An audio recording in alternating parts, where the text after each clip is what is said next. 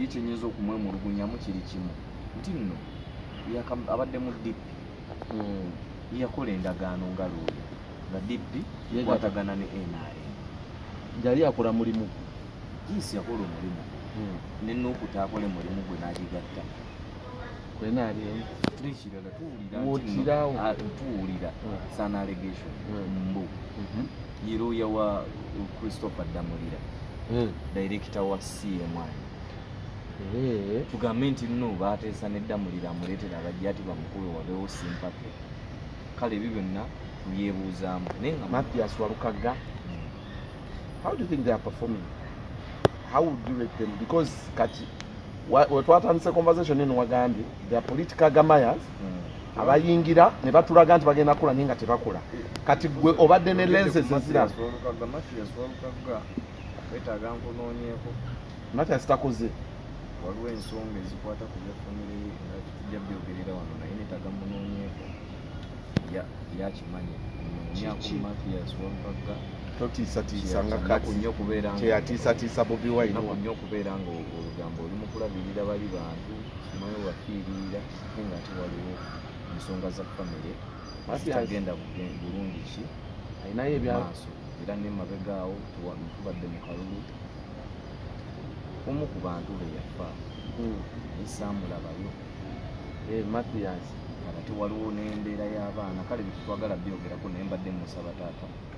kubanga wetutuukamu ebya famire mbalinako bali oluki oluganda bajja ne baŋŋamba konsanisi zaabwe tebamunoonya tebamukola ki meya tekibeewuunyisa n'abeera mu mawulire n'abyogerako n'abiyimba mu nnyimba ate DNA ate biki bannange biki ate nga bamuyita bajje babyogereko nga famire talabika nasimu agakola ki Mathias Walukaga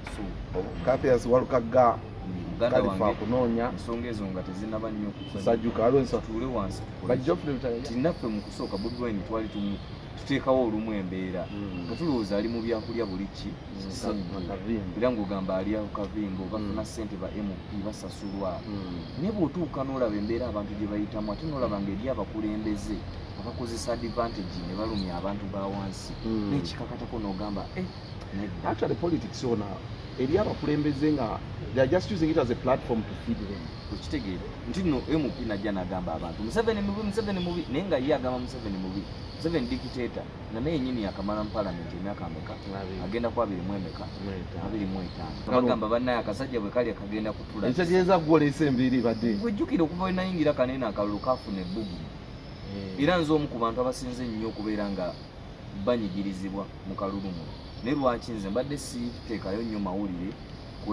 kubanga abandi badde bagamba sympathy President wa muri kati agamba ki President era naye omulaba bamusiba